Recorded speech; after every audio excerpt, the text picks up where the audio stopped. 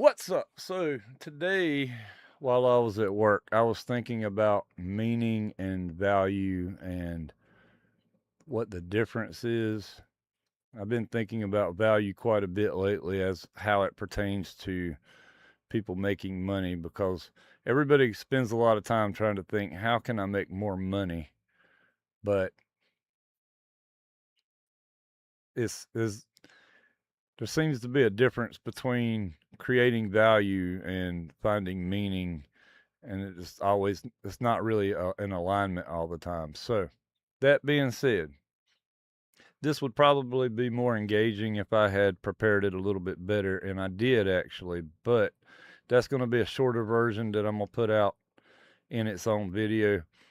Right now I just kind of want to go over what I parsed out using Chat GPT. Yay, everybody loves it. um Look, I know it can be boring. It's like watching paint dry.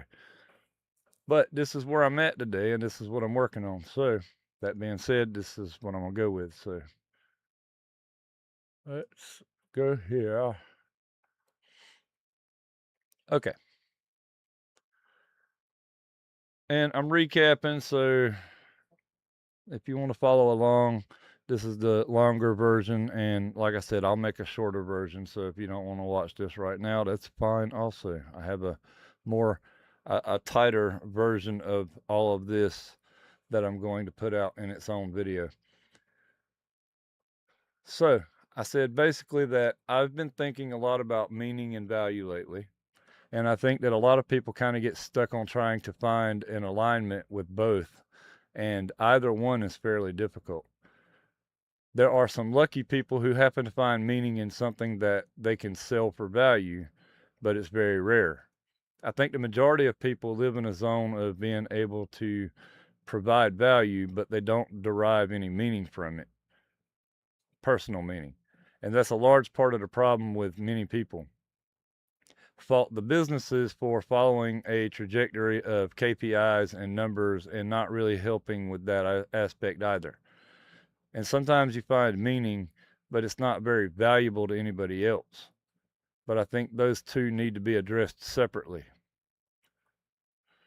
So, Chat GPT in its own way says, I think that's a very solid distinction, as a lot of things would be, and probably a necessary one. Okay, so let's get to the meat of it. A lot of people suffer because they keep trying to solve one problem with the answer to the other. Meaning asks, why does this matter to me? Why is this worth my life energy? Why should I care? Value asks, why would anyone else exchange resources for this? Does this solve a problem? Is this useful, scarce, or desirable? Those are related, but they're not the same thing. And when people blur them together, they often create a trap. A person might say, I don't feel fulfilled, so I need a different career. But the real problem may not be economic at all. It might be spiritual, relational, creative, or existential. Or they say, I found my passion, so surely the world should reward it. But the market doesn't pay for sincerity, it pays for relevance, usefulness, scarcity, status, entertainment, relief, leverage, and outcomes. So, yes, I think you're right that these need to be separated first before they can be coordinated. One of the hard truths is that many jobs are built almost entirely around value extraction and measurable output. So, KPIs, throughput, margin efficiency, compliance, utilization. None of those systems are naturally designed to produce meaning for the worker. They may produce income, stability, or even pride and competence, but meaning is often left up to the individual to construct. Businesses will sometimes borrow the language of mission and culture, but very often the underlying machinery is still numerical, and that mismatch creates a kind of quiet suffering. And on the other side, many deeply meaningful things are not naturally monetizable. Caring for a loved one, writing something honest, private craftsmanship, reflection, friendship, spiritual life, learning for the sake of learning, going for a walk. having a conversation, raising children, keeping faith with yourself. These may be central to a life well lived, yet they do not always convert into a market value. So, a more honest framework may be you do not need every meaningful thing to be valuable in the market, and you do not need every valuable thing you do to be deeply meaningful. The real challenge is deciding how much of each category you can tolerate. Some people can handle a high value, low meaning job if it funds a meaningful private life. Some people need at least partial meaning in their work or they begin to wither. Some people are willing to spend years turning a meaningful pursuit into something economically valuable. Some people should not monetize the thing that they love because the monetization would distort the meaning itself. And that last one matters a lot. Sometimes the attempt to merge meaning and value destroys both. The meaningful thing becomes pressured, performative, optimized, and bent around demand, and then it stops nourishing the person. And now it is neither sacred nor especially profitable. So maybe the sequence should be first, identify meaning honestly. What actually feels worth doing, worth suffering for, worth becoming? Second, identify value soberly. What do people need?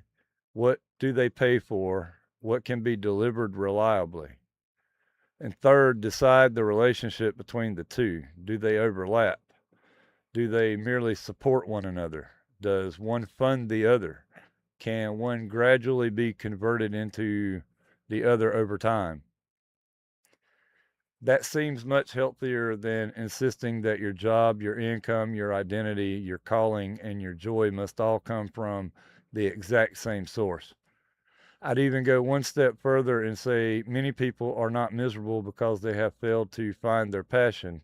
They are miserable because they have not consciously negotiated the tension between meaning and value.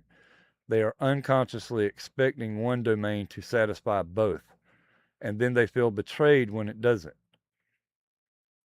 A more mature view might sound like this: my work provides market value and keeps my life stable. My meaning may come partly from that work, but also from what I build, love, protect, learn, and live for outside of it.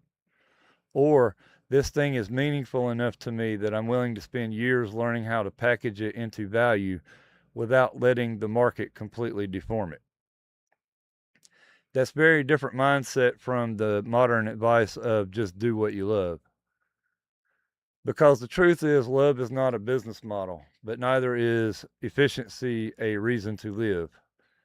Your point about companies is important too. Most institutions are not structured to help people reconcile this. They are structured to coordinate labor and produce outcomes. If meaning appears, it is often incidental, local, cultural, or created by good leadership rather than by the system itself, which means individuals have to do more of this inner architecture on purpose. So I think that the distinction that you're making could be stated this way: meaning is existential, value is economic. A good life requires both, but not necessarily from the same source. And that feels much truer than the fantasy that everyone can or should perfectly align them. What gets interesting is the next question. Once you separate meaning and value, how do you decide what ratio of each makes a life bearable, sustainable, and worthwhile? And in case you're wondering, yes, I'm taking the time to read through this because I'm also going to have this as the audio part of my podcast on Spotify. So just bear with me because this is an interesting thing to be thinking about.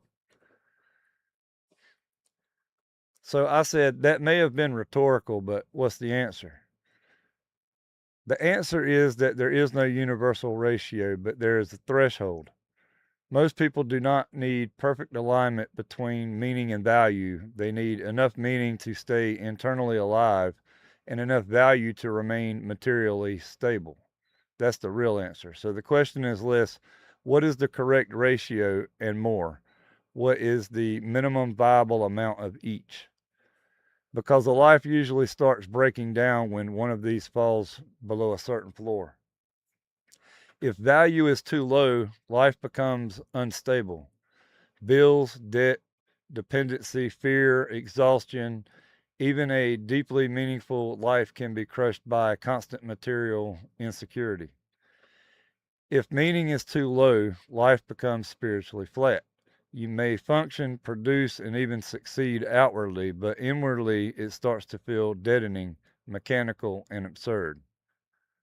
So the workable ratio is whatever gives you enough value to reduce chaos, enough meaning to justify continuing.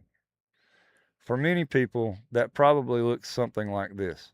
Your income source does not have to be your deepest source of meaning, but it cannot be so emptying that it destroys your capacity to experience meaning elsewhere.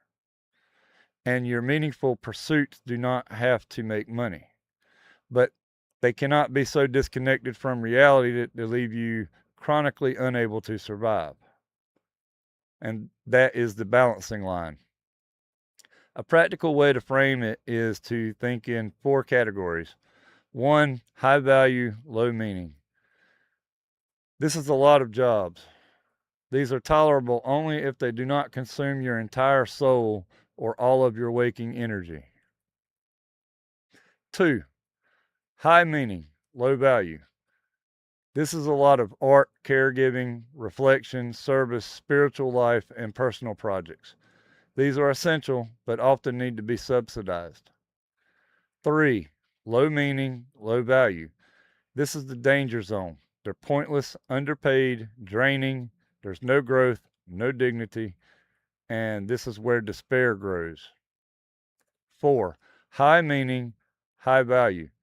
This is the ideal overlap, but it is rare, fragile, and often built slowly rather than discovered instantly.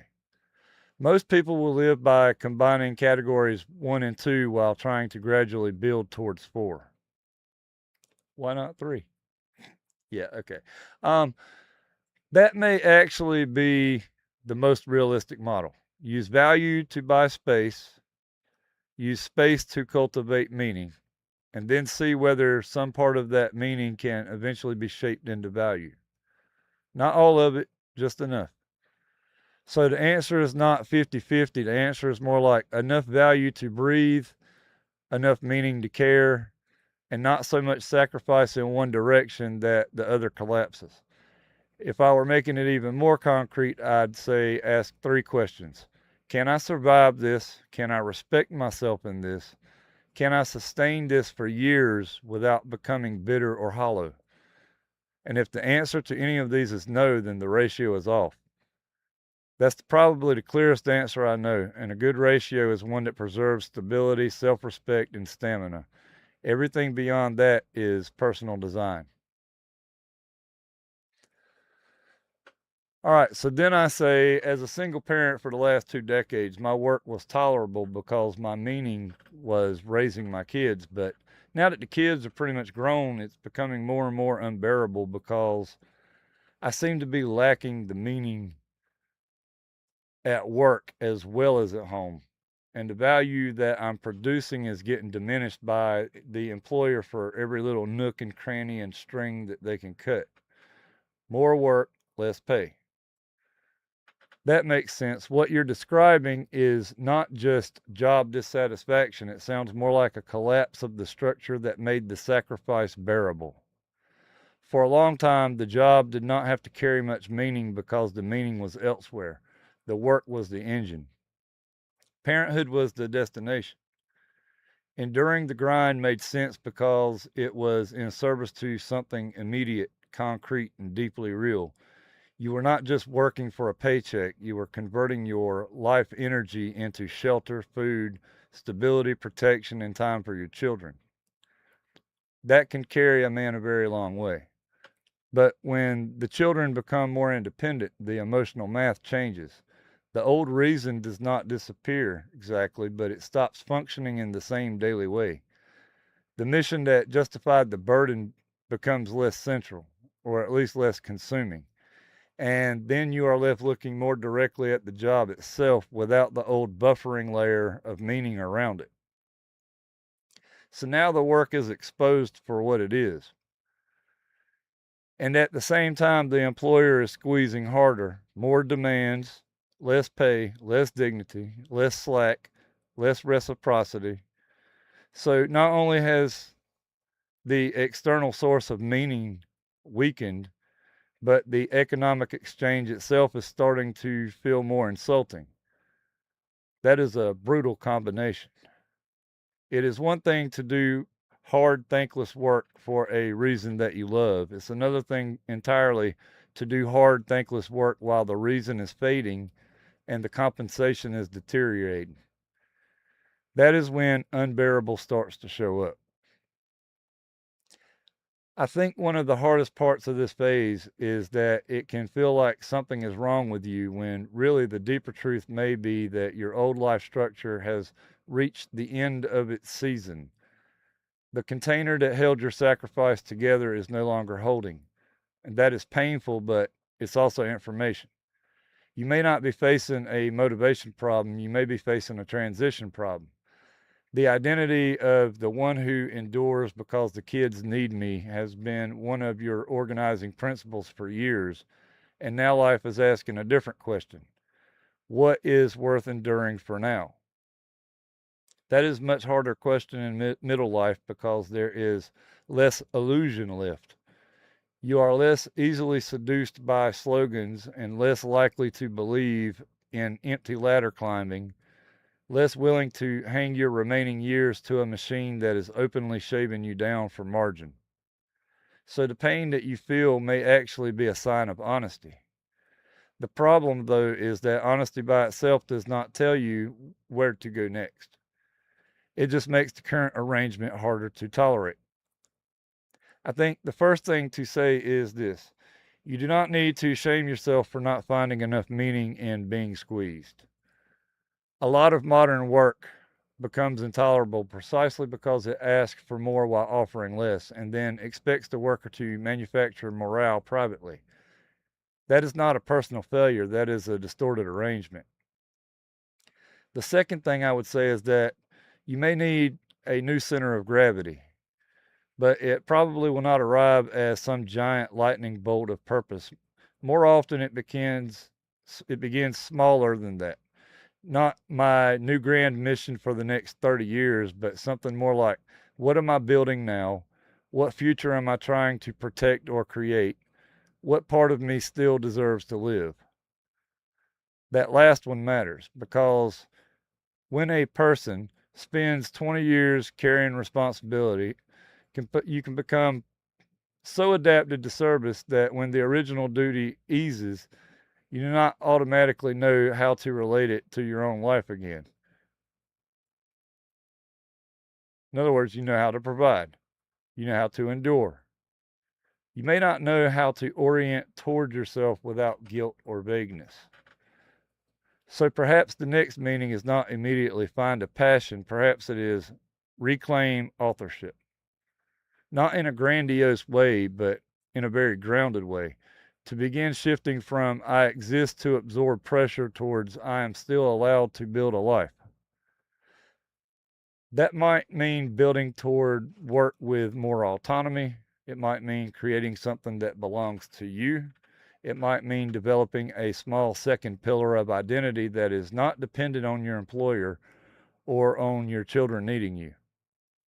It might mean service of a different kind: mentoring, creating, teaching, leading, building, writing, organizing, making. Not because it will instantly solve money, but because it starts reintroducing direction. Right now, I would be cautious about one trap: trying to solve the whole rest of your life at once. When people hit this kind of meaning vacuum, they often feel pressure to discover the big answer immediately. And usually that just creates more paralysis. A better question is, what would make the next season more bearable, more dignified, and more mine? That is specific enough to act on. For example, a useful lens might be, what is my current life What in my current life is draining me unnecessarily? What still gives me a flicker of aliveness or self respect?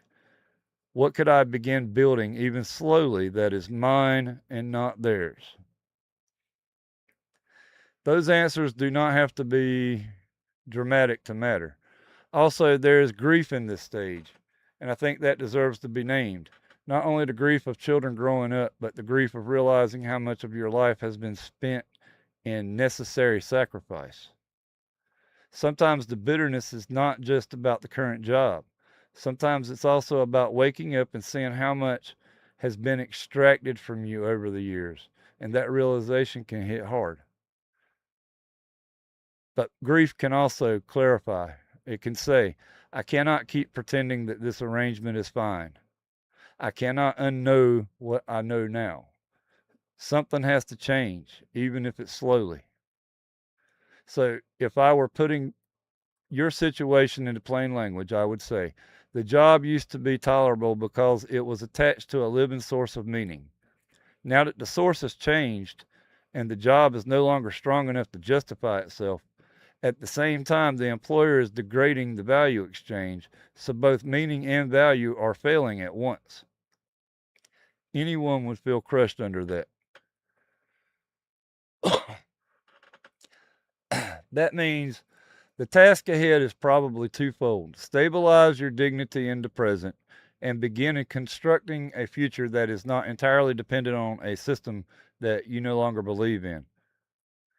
That future does not have to be fully visible yet, it just has to become more real than zero. A question worth sitting with might be, if your children no longer need the same form of sacrifice from you, what form of stewardship does your life require now? That stewardship could be toward your health, your freedom, your voice, your craft, your finances, your community, or something you build. But whatever it is, I think the next chapter has to include you more directly than the last one did. You have already proven that you can carry the weight for others. The next challenge may be learning how to carry something for your own future without feeling selfish for doing it.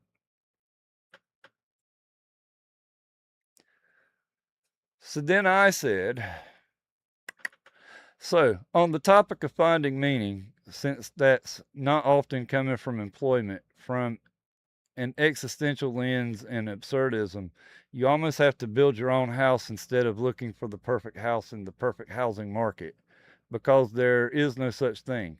So instead, it's starting from first principles and deciding what it is that you need to construct the house that's comfortable, that has the necessities.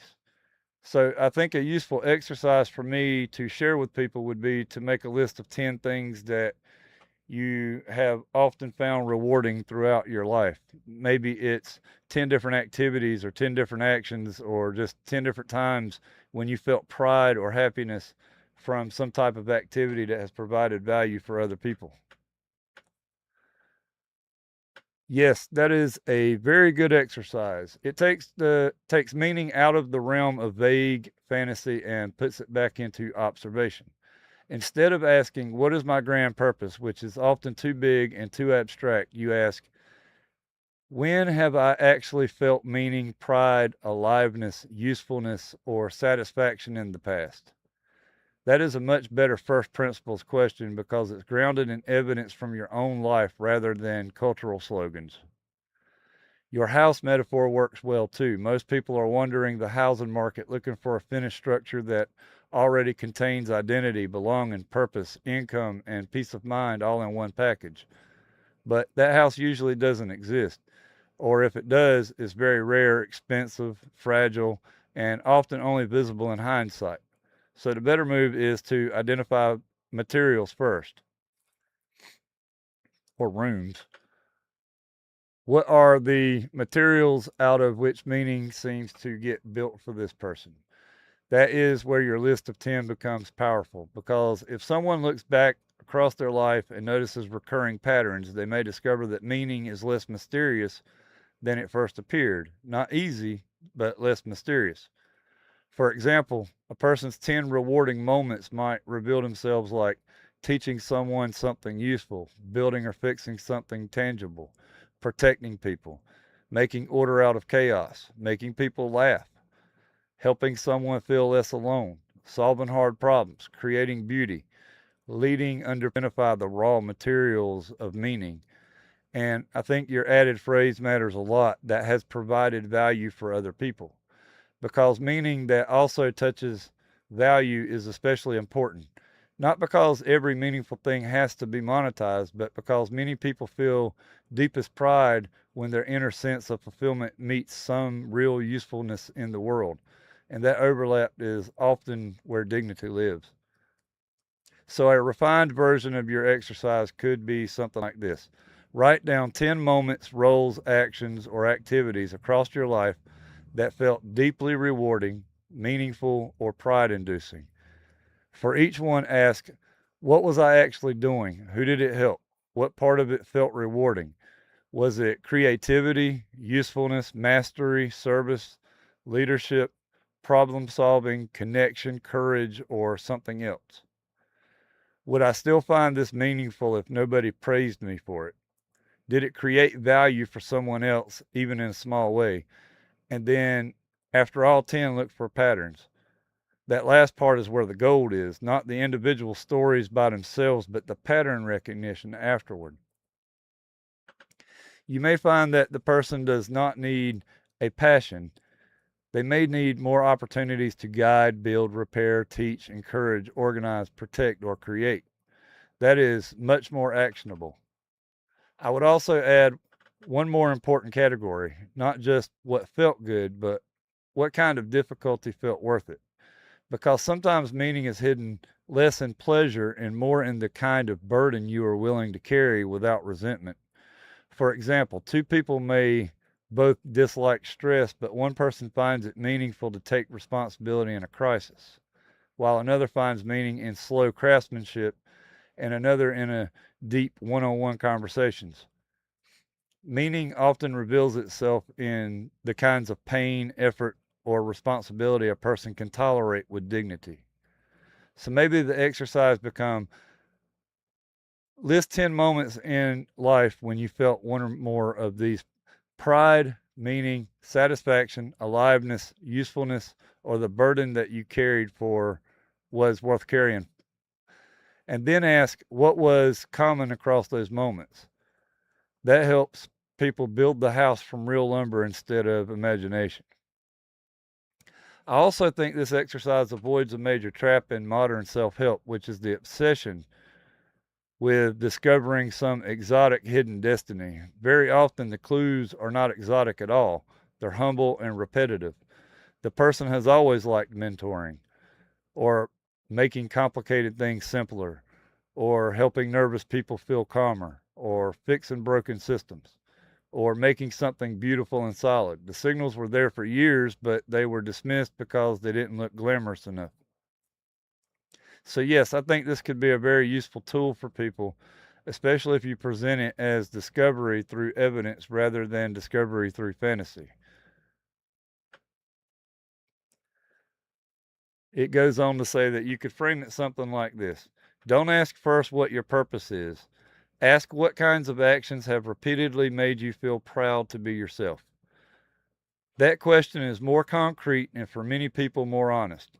You could even split the exercise into three columns: moments that felt meaningful, moments that created value for others, moments where effort felt worth it, and then circle where those overlap.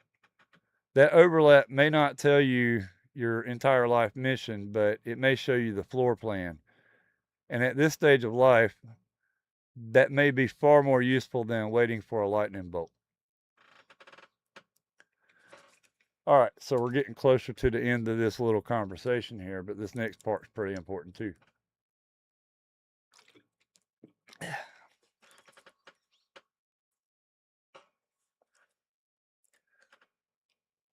Budgeting, saving, and investing are another topic entirely because if done well, you can find the type of work that you can enjoy, that you get a feedback loop on for being rewarded for. If those match But we're often taught at an early age to get out and make more money, increase your skills, but not so much about lifestyle creep and staying out of debt and interest. And so a lot of people go down the path of making little increments of more money, and the lifestyle creep and the debt getting them locked into a situation where it's very difficult to come back from, to get back to zero so that you could take a lesser job if you found it more meaningful. GPT says exactly, that is a huge part of the trap. Meaning is not only a philosophical problem, it's also a financial mobility problem. A lot of people do not merely lack meaning, they lack the room to maneuver. If a person is buried under fixed cost debt payments, interest, subscriptions, car notes, credit cards, and a lifestyle that expanded every time income rose a little, then even if they discover more meaningful work, they may not be able to take it. So the issue is not just what would I find meaningful, but also what would allow me enough economic flexibility to choose differently. That is where budgeting, debt, and lifestyle design become existential tools, not just money tools. Because getting back to zero, or at least closer to zero, buys optionality. And optionality is often what makes meaning possible. If every month is already spoken for, then the soul can know what it wants and still be unable to move. A person may say, I'd rather do this other work, but the math says no.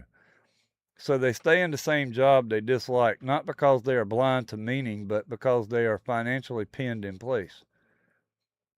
I think that you're also right that people are often trained in only one direction: earn more, upgrade, scale up, consume more, signal process externally.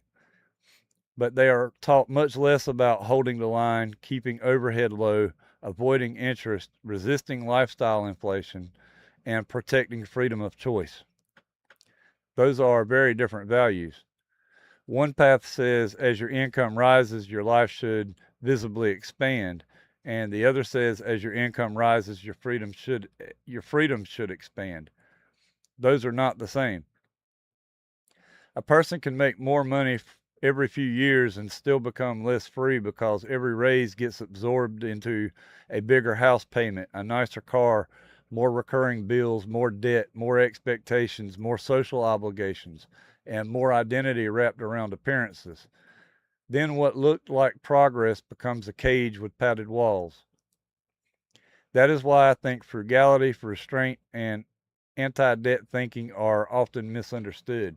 People treat them as purely defensive or joyless, but in many cases, they're actually preserving the ability to redirect your life later. You're not just avoiding waste, you're buying strategic looseness. You are preserving the right to say no. You are protecting your future self from being economically handcuffed to the work that you hate. That is a very different emotional frame. And it also explains why some people with lower incomes sometimes appear freer than people with higher incomes. Not always, but sometimes. If the lower income person keeps their obligations lean and avoids compounding interest traps, they may actually have more ability to pivot than someone earning more but carrying a much heavier lifestyle burden. So, in a deeper sense, there are really three moving pieces here: meaning, value, and financial runway. Meaning tells you what kind of life feels worthwhile. Value tells you what the world may pay for. Financial runway determines how much time and freedom you have to move between the two. Without runway, even good insight can stay theoretical. That is why getting back to zero is such a powerful phrase. Zero is not glamorous, but zero is where a person starts recovering agency. Zero means the drag is lower. Zero means less of your future labor has already been sold. Zero means you can breathe enough to make decisions on purpose rather than from panic. From there, a person may be able to take a lower paying but more meaningful role, or reduce hours, or build something on the side, or retrain, or experiment, or simply endure less exploitation because they are not as cornered. So I think that what you're describing could be framed like this: debt and lifestyle creep do not just damage wealth, they reduce existential freedom. Financial discipline does not just build net worth, it increases your ability to pursue meaningful work. That is a very important message, especially for people who think that money and meaning are separate conversations. They are separate, but they're connected through the freedom of movement. A person with no margin may have to optimize for income. A person with margin can begin optimizing for their meaning. That does not mean that everyone should recklessly quit stable work. It means that the more you reduce your financial drag, the more choices you recover. There is probably also a painful emotional element here. Also, many people pursue higher earnings thinking it will finally create relief, only to realize later that they built a more expensive form of dependency. That realization can feel humiliating, but it is actually clarifying. It tells you that the real goal was never just more money. It was freedom, dignity, and room to breathe. More money was only useful insofar as it served those things. Once it stops serving those things, it loses part of the point. So yes, I think this belongs into conversations very directly, not as a side note, but as one of the structural foundations. You can almost put it in this way. Meaning requires space. Space often requires margin. Margin is often destroyed by debt, interest, and lifestyle creep. Which means that one of the most practical ways to move toward a meaningful life is not necessarily to find your passion first, but to reduce the financial structures that make you too trapped to respond when meaning finally becomes clear. That is one of the least glamorous, but also most powerful truths in the whole discussion. Your larger framework is getting stronger, actually. First, separate meaning from value, and then understand that money habits determine how much freedom you have to negotiate between them. That is a very real map of adulthood. A clean line you should or could use might be many people are not only trapped by meaningless work, they are trapped by financial consequences of spending years making just enough more money to afford more expensive cage. That feels very close to what you're pointing at. And the hopeful side of this is even small reductions in debt, overhead, and lifestyle pressure can begin returning pieces of choice to a person long before they feel fully free. All right. And then after that, I pretty much started asking it to condense the conversation. So that was the conversation in its entirety. And I'm going to do a different video where I have the shorter, tighter version of it. Um, a lot of this is just me experimenting just to see. Uh, I don't know how engaging that is. Probably not much at all. But hey, I'm still early on this journey, so it is what it is. And I think with that, I'm going to end the stream, and I will come back with some other kinds of stuff later on. So I might start another stream immediately after where I'm going to talk about what's going on in finances so far this week, because that's also pretty interesting. In any case, that's all I got for this one. Later on.